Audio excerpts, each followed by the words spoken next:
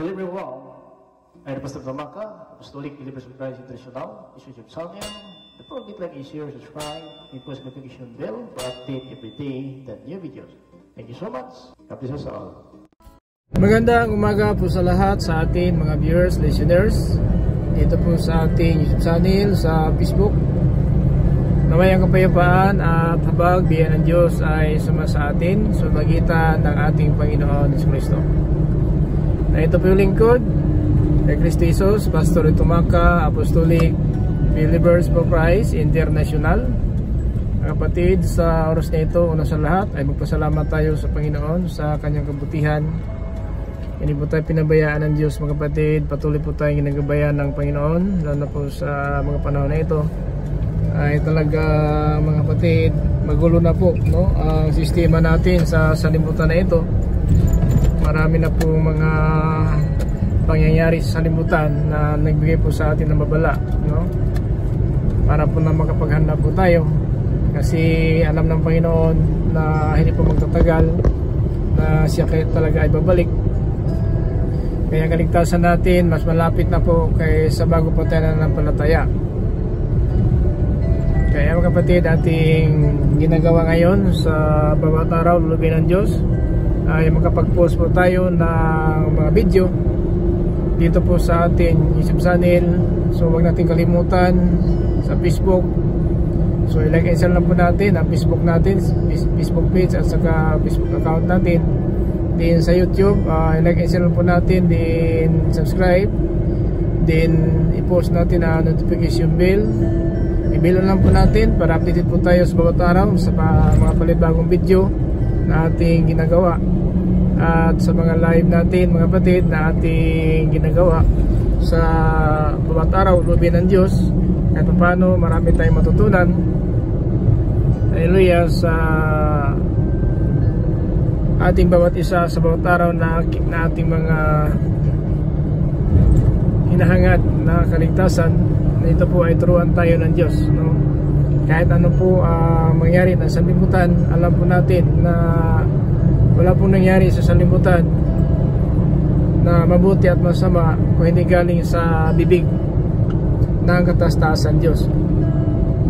Mga kapatid, ating pag-aralan sa bawat araw ay ito po tungkol ng kaligtasan, sapagkat pagkamatay natin, hatol na. So itong mahalaga mga kapatid, no? Trabaho tayo, hanap buhay para po makabili tayo ng mga pagkain, pero may isa pong mas mahalaga na itong buhay na wala hanggang ay ating makamtan, sapagkat paano tayo na natin inasahan anong oras man. Sapat sinabi Biblia sa Matthew chapter 6 in verse 27 na kahit isang saglit o isang oras man, wala pa makadagdag, no, ng ating buhay. So kaya yan ang dapat natin pagsikapan, na sana po mga kapatid na tayo po na umuwi sa limutan ay alam po natin ano ang mahalaga, pinakamahalaga po sa atin mga kapatid. So sa 20 City, ganito po sinabi ng Panginoon na wala pong makadagdag sa atin kahit isang saglit man na ating buhay.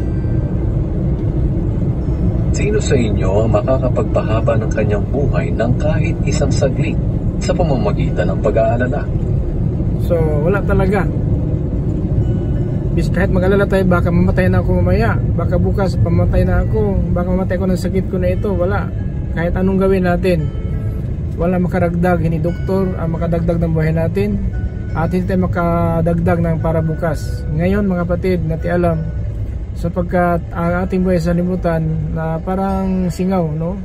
Parang singaw lang ang buhay natin sa limutan, na ito po ay minsan nakikita ang singaw mga kapatid at kaagad nawala. Pakinggan natin sa 4:14 dito sa Santiago.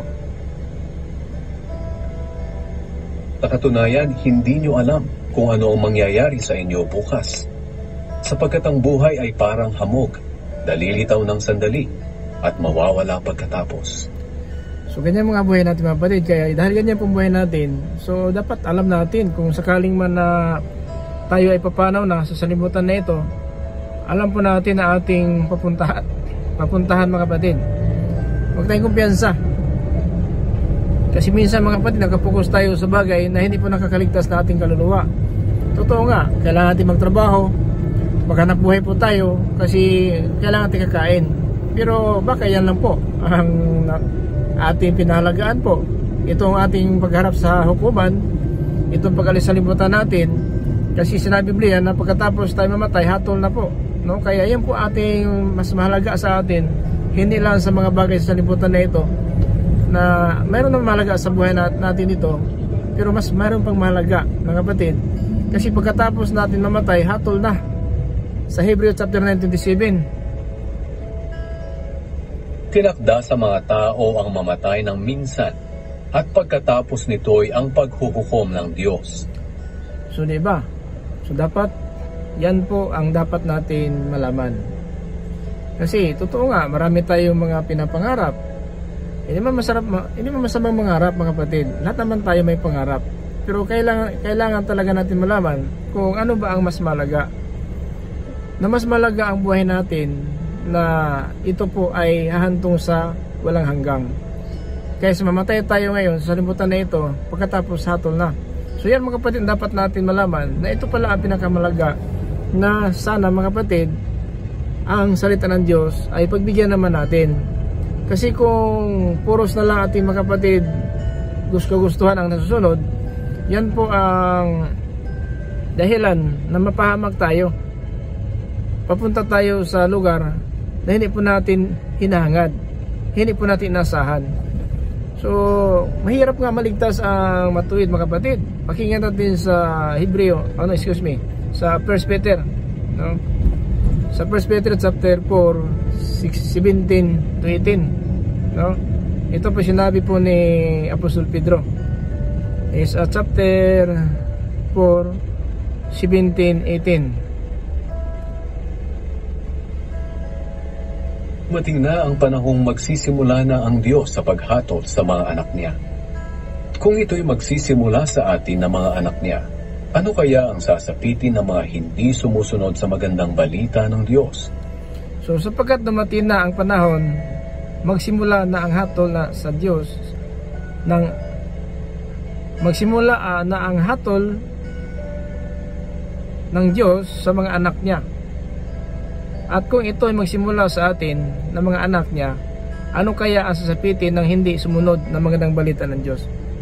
Nasa verse 18, tulad ng sinasabi sa kasulatan, kung ang mga matuwid ay halos hindi maligtas, ano pa kaya ang mangyayari sa mga makasalanan at hindi kumikilala sa Diyos? Kahit ang matuwid niya pamuhay natin niya, mahirap maligtas, pero maligtas pa rin, mahirap lang. Bakit mahirap? Kasi ang kaligtasan na ito, mga kapatid, dito sa libutan, iningatan po natin sa ating mga panalita, sa ating mga naisip, naramdaman natin. So alam natin ito naramdaman natin mali, alam natin inisip natin mali, at alam natin ating sinasabi ay mali. So kaya mahirap maligtas nga, kasi kahit na po alam natin na mali ito, minsan nagawa din natin, no? Alam natin na huwag magsinungaling, nakapag sinungaling po tayo. Alam natin na huwag mapuot ng kapwa, ang laman ng puso natin puot, no? Alam natin na huwag pupunta ng pista-pista, sayawan, kundisto, halayan. Minsan nakapunta sa kahalayan ang mga alagad ng Diyos. So alam naman natin yun, hindi po tama. Di ba? Mahirap maligtas kasi hanggat na buhay tayo sa libutan, nakipagbaka tayo. Ano bang kaaway natin? Pinakakaaway natin ang ating katawan. Si Apostol Pablo ang kanya sinabi na sinusupil niya ang kanyang sarili, no? Sinusupil ang sarili niya. Bakit mga kapatid? Kasi ang ating katawan, pag hindi mo ito napigilan, dadalhin tayo sa kapahamakan. Sinabi huwag papatay, pumatay ang tao. Sinabi ng Diyos huwag mangalunya, nangalunya ang tao. Sabi ng Diyos huwag makikiapid, maraming tumboy bayot, no? Sinabi huwag simbas-diyusan, maraming simbas-diyusan pa rin ngayon, hindi ba? Maraming bayot, maraming tumboy, maraming nira ng kapwa, maraming naghusga ng kapwa, maraming naglalasing, maraming mga sakit, di ba? So ganun po, pinagsabihan tayo.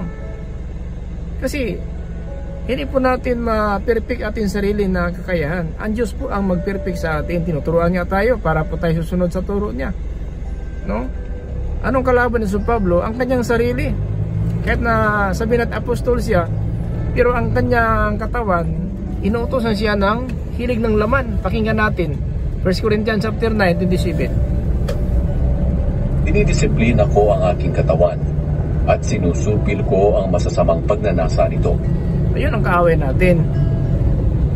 Hindi kaaway natin ang reliyon. Hindi kaaway natin si nanay, si tatay, si kuya, si ate, si tiyuhing. Hindi po yung kaaway natin. Ang kaaway ng sarili natin. Ito ang dapat natin supilin. Huwag mong awayin ng nanay mo, tatay mo. Huwag mong awayin si kuya, si ate mo, yung kamag-anak. Huwag mong awayin yun.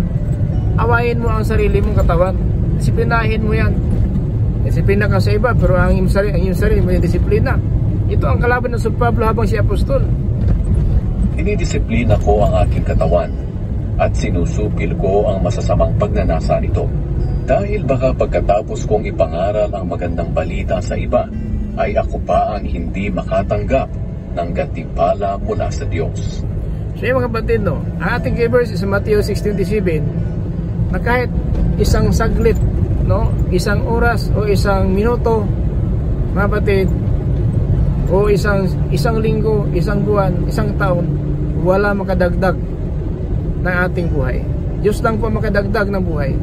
Tandaan po natin, sapagkat siya nagsasabi kay Apostol Pedro, isa John 21 and verse 22, ang sabi ng Panginoon kay Apostol Pedro, mga kapatid, Sumagot si Jesus, kung gusto ko siyang mabuhay hanggang sa pagbalik ko, ano naman sa iyo? Sumunod ka lang sa akin. So, ganyan po ang Diyos. Kung nais niya buhay pa tayo, buhay pa tayo. Kung nais niya Diyos patay na tayo, patay na tayo. Kasi sa kamay niya po ang susi. Wala po sa atin ang susi ng kamatayan. Nasa kamay po ng Panginoon. Doon tayo sa naghawak ng susi matakot, no? Sa naghawak ng susi ng kamatayan, doon tayo matakot, mga kapatid, para malaman natin ang katotohanan. Kasi siya ang hawak, mga kapatid, ng susi ng kamatayan. Pahayag in chapter 1:18. Hayag. 1:18, mga kapatid, dito sa pahayag. Pakinggan natin, ha. Ganito po sinabi ng Panginoon. Ako'y buhay magpakailanman. Namatay ako, pero masdan mo. Buhay ako, at hindi na muling mamamatay. Nasa ilalim ng aking kapangyarihan ng kamatayan at ang lugar ng mga patay. Oo. Nasa ilalim ng aking kamay ang kapangyarihan ng kamatayan. Ngayon, sa lugar ng mga patay, yung lagyan ng mga kaluluwa ngayon, wala tayong magawa. Ano bang gawin natin? Na nasa kamay po ng Diyos ang susi ng kamatayan. Wala po sa atin. Kaya mga kapatid, no, yan talaga ang dapat malaman, na mag-ingat po tayo sapagkat hindi po tayo ang hawak ng susi ng kamatayan natin at ating buhay. Nasa kamay po ng Panginoon at ang daigdig mga patay, sapagkat ang daigdig mga patay, yan po pupuntahan ng mga kaluluwa. Now, subalit, ang pag-asa natin sa Panginoon ay buhay at hindi po pabayaan ng Diyos. Sa bawat araw, patuloy po siya na tuturo sa atin na rapat na pamuhay para po tayo maghatulan ng parusa, kundi tayo po ay magkaroon talaga ng pag-asa tungo ng kaligtasan. Now, sa ating keyboard sa Matthew 6:27, na wala makadagdag ng buhay natin, isang oras man lamang, wala makadagdag po. At dahil diyan, dapat natin ingatan na habang nasa atin ang hininga, ito po gagamitin natin ang mga panahon para po sa Panginoon, na sabi sa Pablo is Romans chapter 14 in verse 8, na kung mabuhay man tayo, dapat mabuhay tayo kay Kristo, at mamatay man tayo, dapat mamatay tayo na kay Kristo. Na buhay patay man tayo, kay Kristo po tayo. Yan mga kapatid ang ating pinakasintro sa bawat araw, na sana po ay sa bawat oras, mga kapatid, handa po tayo pagharap sa ating Panginoon, dahil po pagkatapos ng kamatayan, hatol na po is Hebreo in chapter 9:27, minsan na po matay ang tao pagkatapos hatol na. At yan mga kapatid, alam po natin yon, sapagkat sinabi talaga ng Biblia na kaya habang nasa libutan tayo, dapat natin gawin ang anuman ang kalooban ng Diyos. Now, sinabi niya kay Apostol Pedro is John chapter 21 verse 18, Pedro, sa bata ka pa, ikaw lang masunod kung anong gusto mo at ikaw papunta kung saan ka paroroon. Pero pagtanda mo na, iurat mo ng mga kamay at iba na ang magbako sa'yo at itid ka na sa dako na yung magustuhan. Yan mga kapatid, mayroong lugar po na talaga hindi po natin inasahan na minsan po mga kapatid, nangyari po sa atin yung kapahamakan. So dapat natin ingatan ang ating pamuhay. Paghahayaan natin mga kapatid na ang mga salita ng Diyos na ating napakinggan ay baliwalain lang po natin. Dahil po mabigat po na parusa talaga mga kapatid ang napastangan ng Espiritu Santo. Ibig sabihin mga kapatid na kung anong napakinggan natin, so palagaan po natin yan. Paghahayaan natin mga kapatid na itong napakinggan natin na salita ng Diyos ay baliwalain lang po natin sapagkat mabigat po na parusa ang ating kahantungan kung baliwalain lang natin ang mga salita ng Diyos na ating napakinggan. Kaya ito ngayon mga kapatid ang ating ginagawa, patuloy po tayo na gumagawa ng mga video, nakapag-live po tayo, lobby ng Diyos, may signal tayo para kahit paano marami tayong matutunan at sumitan dito mapaghandaan po natin ang panahon na ating pag-alis sa sanlibutan. Sinabi po mga kapatid sa John 21:18, sabi niya kay Apostol Pedro, saan mo gusto, pero pagtanda mo, sinasabi ko sa iyo ang totoo. Noong bata ka pa, ikaw mismo ang nagbibihis sa sarili mo at pumupunta ka kung saan mo gusto.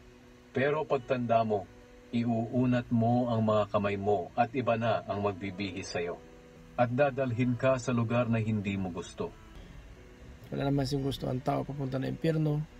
Siguro, lahat naman tayo ay umasa po tungkol po ng kaligtasan.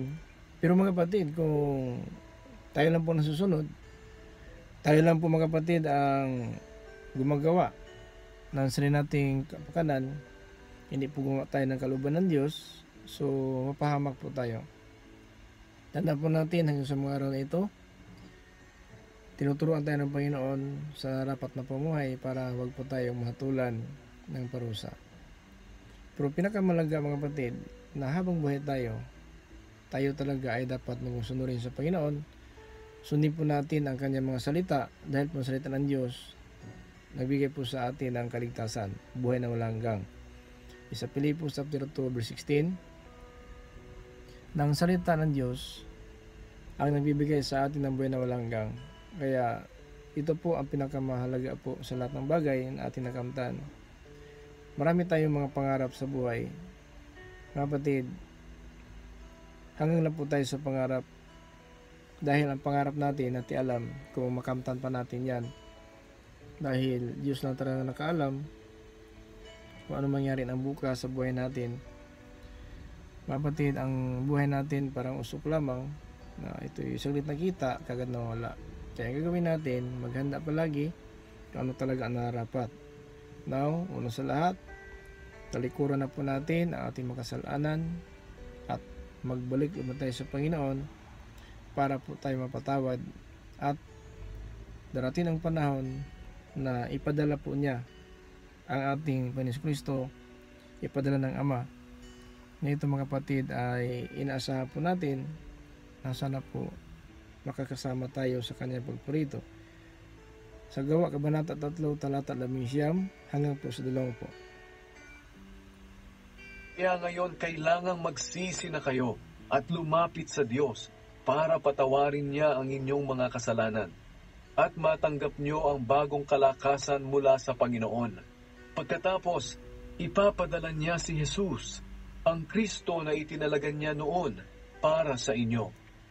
Ayan, pagkatapos ipadala na po, pero magsisi muna tayo. No? Talikuran muna natin ating mga kasalanan, magsisi muna tayo para mga kapatid, mapatawad tayo. Din, pag napatawad na po tayo, ipadala na po niya ang kanyang kaisa-isang anak. Ipadala natin Diyos Ama na walang iba ang ating Panginoon Kristo, na ito po ang sinabi niya sa John 14 verse 3, na kung mahanda ko na ang lugar para sa inyo, ako'y babalik at kukunin ko kayo. Kung saan ako, nandun din kayo. So yan pag-asa natin mga kapatid. Sana po ang pag-asa na ito, huwag natin kalimutan. Huwag na tayo mag-abala kung ano pa man ang hinahangad natin.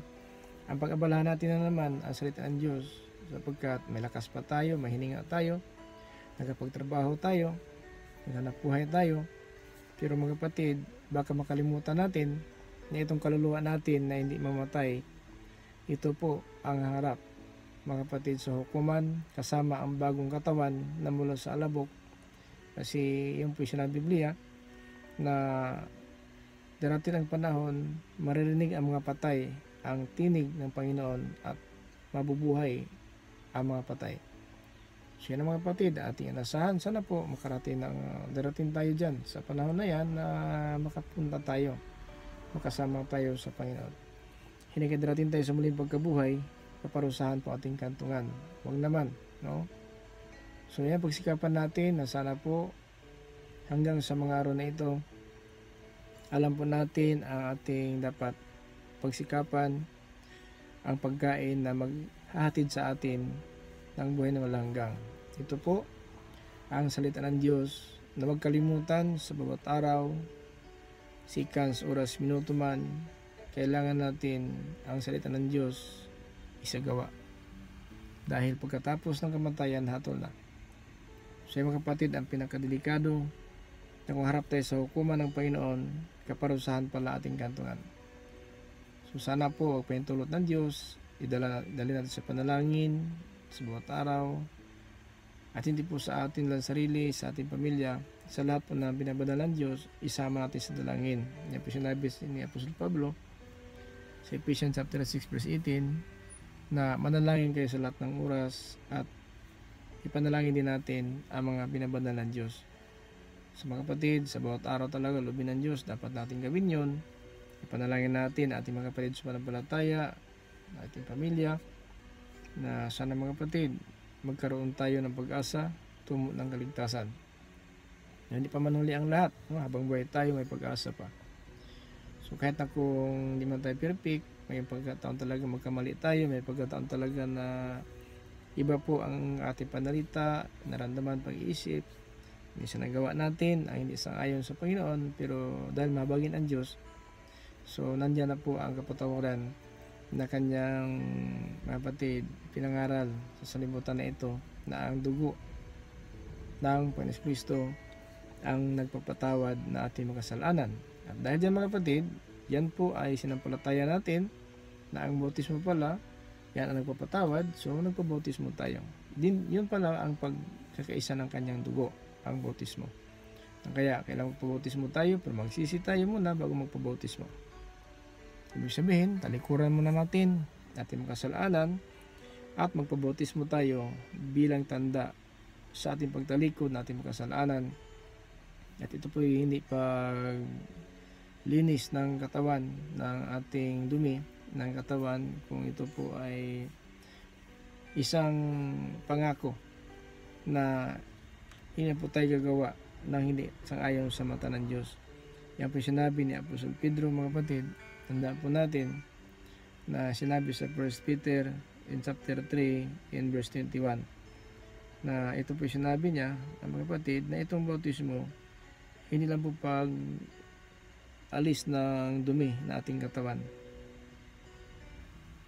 Ang tubig na ito ay larawan ng bautismong nagliligtas sa atin sa pamamagitan ng muling pagkabuhay ni Hesukristo. Hindi ito paghuhugas ng dumi sa katawan, kundi pangako natin sa Diyos na hindi na tayo gagawa ng anumang bagay na alam nating labag sa kalooban niya. So tandaan po natin tayo mga bautismado, bakit natin alam ito? Itong pabautismo natin dahil nagsisi na po tayo. At itong bautismo mga kapatid, nagpapatawad natin kasalanan. At ito may kasamang pangako natin sa harapan ng Diyos na hindi na po tayo gagawa ng mga gawain na hindi po nakakabuti sa Panginoon. Kaya tayo bautismado ngayon, dapat alam natin ito. Kasi maraming bautismado ngayon na kung tingnan natin ang pamuhay, parang hindi pa rin sila bautismado. Parang hindi nakatanggap pa rin ng kapatawaran kasi patuloy pa rin na pasaway, nagpatuloy pa rin sila sa pamumuhay po ng makasalimutan, pero bautismado na po sila. So yan po hindi pwede. Nabautismado na tayo, pero ang ating ginagawa, ang ating pamuhay, malayo po sa mga totoong mga bautismado. So buti pa yung hindi bautismado pa, pero nag-ingat talaga na hindi magkasala, nag-ingat talaga na hindi mahawaan ng salimutan. Pero minsan tayo mga bautismado, tayo na mismo nagpasaway. Minsan bautismado sana ay ipakita natin ang liwanag sa matuwid na pumuhay para maparangalan ang Diyos. Tayo naman nagpapasaway kahit ito bautismado. Nabuti pa wala pang bautismo, madali po nakarating sa simbahan. Pero ito mga bautismado na, minsan po, nahuli po. No? Minsan po na pagdating nila, wala na, nagwali na si pastor, wala na worship, wala na pagpapasalamat. So, hindi kaisa po sa devotional. Ganun po minsan ang katayuan natin. Parang nagpapatunay tayo ng kasinungalingan. Sapagat ang totoong Kristiyan, nagpapatuloy po yan sa paglilingkod. Tingnan natin mga Kristiyan po sa panahon ni Pablo, sila Apostol Pedro, na talagang si Apostol Pablo, kahit gabi na po, ginanap ang bautismo sa kulungan, sa nakulong po sila, na kapag bautismo po ng isang sambayan ng gwardiya ng kulungan, dahil po na kahit na kung nakulong sila, ay nagpatuloy sa pangaramang ng balita. Kahit gabi na po yun, kalagitnaan na po ng gabi yun na nagbautismo si Apostol Pablo sa gwardiya ng kulungan. So kaya ganun tayo mga kapatid, huwag tayong tulog-tulog, huwag na tayong pabaya sa ating pagka-Kristiyano. Kasi kapahamakan po ating mahantungan kung pabaya natin pabaya. Huwag natin pabayaan ating kaligtasan. Dapat pagsikapan natin ito. Kasi kung pabaya tayo, yung pong kantungan natin ay kapahamakan talaga. Dahil pong pagpapala natin nasa pagtupad ng salita ng Diyos sa ating napakinggan. Paano ngayon? Sabihin natin na nais natin maging karapat-dapat sa kalitian ng Panginoon. Marami mga salita ng Diyos na natin nalaman. Marami mga utos ng Diyos na natin alam. So ano talaga ang dapat natin gawin? Umasa kaligtasan tayo. Makayaan mga kapatid, hanggang sa pag-asa lang po tayo, walang katuparan. Dapat bigyan natin ng katuparan. So, tulad na ating pumuhay ngayon, sinabi natin may panampalataya po tayo, pero hanggang lang po sa bibig, wala po sa gawa. So, hindi pwede kasi kung hindi mo gawin yun, linaya mo lang ang sarili mo. Sa Santiago chapter 1:22, na hindi lang na nakinig tayo, kundi gawin natin. Huwag lang kayong maging tagapakinig ng salita ng Diyos, kundi sundin nyo ang sinasabi nito. Dahil kung hindi, dinadaya nyo lang ang sarili ninyo. Di ba? Kung ito napakinggan natin, ay hindi natin ginagawa, dinaya lang po natin ang sarili natin. So ano pa ang maasahan natin kaligtasan kung dinaya natin ating sarili? So mahirap mga kapatid na simba tayo maaga pa, kurang na sa pagsamba lang. Pero paglabas sa simbahan, ay gano'n na naman ating pamuhay. Wala na pong sabihin natin saysay.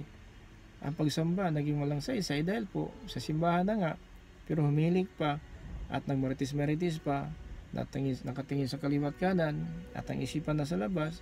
So kaya hanggang sa paglabas sa simbahan, gano'n pa rin ang pamuhay. Walang pagbabago. Dahil ang purpose ng simba siya para mapakita ang tao na siya talaga ay makadiyos. Pero hanggang po dyan, wala po sa puso ang salita ng Diyos. So hindi po ganyan. So pag ganun daw, nakinig lang tayo, wala ang ginagawa, daya natin sa sarili natin. Huwag naman natin, sarili natin dinadaya natin. Kaligtasan ang nais natin, dinaya ang sarili natin. Na mahigit ng kaligtasan, pagdating pa lang, kantungan natin, kaparusahan. Dahil po na ating pamuhay ngayon, ay hindi po nakakabuti sa paningin ng Diyos. Mabatin. So hayaan natin. Dapat matuto na tayo. Dapat alam natin ngayon sa ating panahon kung ano talaga ang pinakamalaga dapat gawin natin sapagkat ang keywords natin wala makadagdag na ating buhay 1 oras man lamang. So kung nanimala tayo ng salita ng Diyos, so yan na dapat alam natin na bukas wala na tayo. Kasi 1 oras man lamang, 1 araw, 8 oras po. Pagdating po na takip silim na po, another naman 8 hours, 16 hours to 24 hours. Darating pa ba tayo dyan? Wala nakakaalam. Sabi ng Panginoon, wala makadagdag sa atin isang oras man lamang. Halimbawa, isang oras. Wala makadagdag. Isang araw, ilan oras? Mga batid, 8 hours po. Tulang trabaho, maximum 8 hours po. Nakalagpas na tayo ng isang oras. Sabi ng Panginoon, isang oras man lamang, wala makadagdag ng buhay natin. Dapat maalam natin mga kapatid, anong dapat gawin natin ngayon. Ang sentro ng ating mga video, live, kaligtasan talaga. Hindi po reliyon ko ang aking pinapangaral. Ang aking purpose na makapag-post tayo ng mga video sa bawat aralubin ng Diyos para mapatatag po natin ang isa't isa sa atin.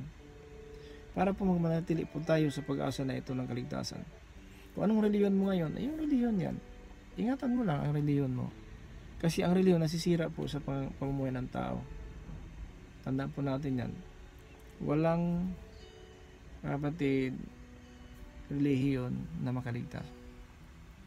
Kahit saan kang relihiyon, hindi po karatula ang tiningnan ng Diyos. Hindi relihiyon tiningnan ng Diyos. Ang puso natin tiningnan ng Diyos kung anong laman ng puso natin. Kasi ang laman ng puso, pagmata sa sarili, pagpatay, pangalunya, pakiapid, pagsaksi ng kasinungalingan, panira ng kapwa, yun pong laman ng puso natin mga kapatid. Sa Matthew 15:19. So kaya mag-ingat po tayo.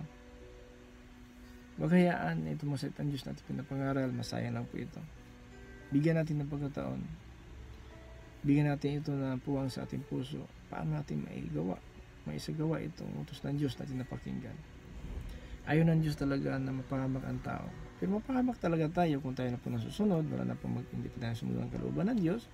Yan po paglapastangan ng Espiritu Santo. Dahil noon pa man ang Diyos kasama ang salita at ang Diyos ay salita.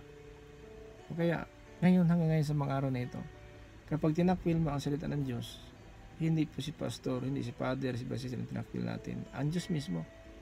Kung ganon, ang sabi sa Pablo sa Gawa Kabanata 13, talata 46, dapat unahin muna namin ang pangaraman ng balita sa inyo. Subalit, inyo itong tinatanggihan, kayo na pong humatol na hindi karapat-dapat sa buhay na malanggang.